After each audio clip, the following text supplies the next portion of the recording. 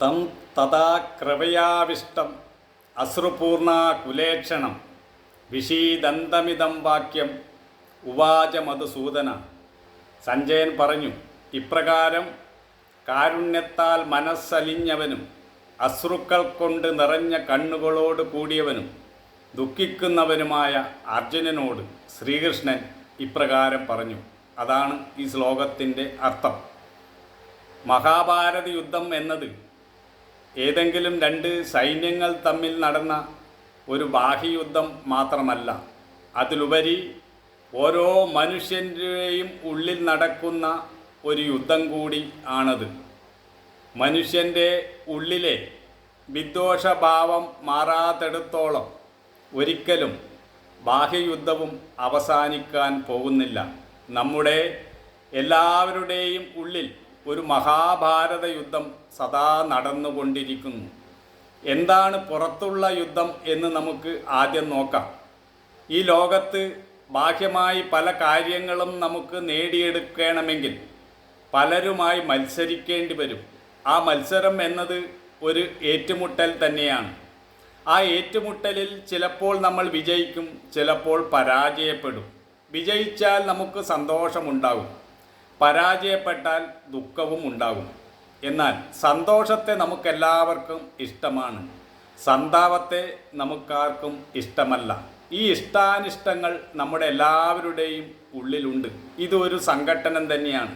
ഈ ഒരു സംഘട്ടനം ബാഹ്യമായും ആന്തരികമായും നമ്മൾ ഓരോ നിമിഷവും അനുഭവിക്കുന്നുണ്ട്.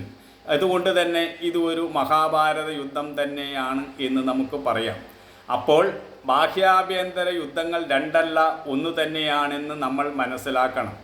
നമ്മുടെ ഉള്ളിലുള്ള മനസ്സ് തന്നെയാണ് ശത്രുവിനെയും മിത്രത്തെയും സൃഷ്ടിക്കുന്നത്. ഉള്ളിലുള്ള വെറുപ്പും വിദ്വേഷവുമാണ് ബാഹ്യയുദ്ധത്തിന് കാരണം.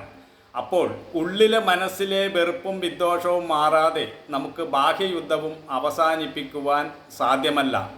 അതുകൊണ്ടാണ് പറയുന്നത്, ഉള്ളിലെ മനസ്സ് ശാന്തമായാൽ പിന്നെ അവിടെ യാതൊരു വെറുപ്പോ വിദ്വേഷമോ യുദ്ധമോ സംഘട്ടനങ്ങളോ ഒന്നും തന്നെയില്ല, കേവലം ശാന്തി മാത്രം. അതുകൊണ്ട് ബാഹ്യയുദ്ധം അവസാനിപ്പിക്കണമെങ്കിൽ ആന്തരിക യുദ്ധവും അവസാനിക്കുക തന്നെ വേണം. ഇവിടെ പാണ്ഡവരും കൗരവരും ജ്യേഷ്ഠാനുജ പുത്രന്മാരാണ്. അവർ തമ്മിൽ രാജ്യത്തിൻ്റെ പേരിൽ കലഹമുണ്ടായി. അങ്ങനെ ആ കലഹം അവസാനം യുദ്ധത്തിലേക്ക് കലാശിച്ചു. അങ്ങനെ യുദ്ധക്കളത്തിലെത്തി മുഖാമുഖം നിന്നപ്പോഴാണ് അർജുനന് വിഷാദമുണ്ടാകുന്നത്. ഈ യുദ്ധത്തിൽ കൊല്ലേണ്ടി വരുന്നത് ബന്ധുക്കളെയാണല്ലോ എന്നോർത്താണ് അർജുനന് വിഷാദമുണ്ടായത്. കാരണം തൻ്റെ ബന്ധുക്കളെ കൊന്നിട്ട് നേടുന്ന നേട്ടം കൊണ്ട് എന്താണ് പ്രയോജനം എന്ന് അർജുനൻ ചിന്തിച്ചു. അങ്ങനെ ഈ ബന്ധുക്കളെയൊക്കെ കണ്ടപ്പോൾ അർജുനൻ വിഷാദത്തിലായി. ഈ വിഷാദം ഇതുപോലത്തെ പല ഘട്ടങ്ങളെയും നമ്മളും ജീവിതത്തിൽ നേരിടേണ്ടി വരുന്നുണ്ട്, പശ്ചാത്തപിക്കാറുണ്ട്. ആദ്യം എടുത്തു ചാടി നമ്മൾ ഒരു പ്രശ്നം പരിഹരിക്കാൻ ശ്രമിക്കാതെ അത് കൂടുതൽ ആളിക്കത്തിക്കാൻ ശ്രമിക്കും. അവസാനമാണ് ഇതൊന്നും വേണ്ടായിരുന്നു എന്ന് പൊതുവെ നമ്മൾ ചിന്തിക്കാറ്. ഇങ്ങനെയുള്ള സംഘട്ടനം, ഇങ്ങനെയുള്ള ഒരു മാനസിക ഏറ്റുമുട്ടൽ, ബാഹ്യമായ ഏറ്റുമുട്ടൽ എല്ലാ മനുഷ്യരും അനുഭവിക്കുന്നുണ്ട്.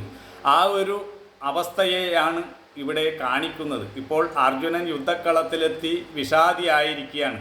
അർജുനൻ്റെ മനസ്സിൻ്റെ വിഷാദം പ്രതിഫലിപ്പിക്കുന്ന ഒരു ശ്ലോകമാണ് ഇത്. ഈ ശ്ലോകത്തിൻ്റെ അടുത്ത ഭാഗം നമുക്ക് അടുത്ത ഇതിൽ നോക്കാം. അടുത്ത ശ്ലോകത്തിൽ നോക്കുമ്പോൾ നമുക്കതിൻ്റെ വ്യക്തത കൂടുതൽ വരുന്നതായിരിക്കും.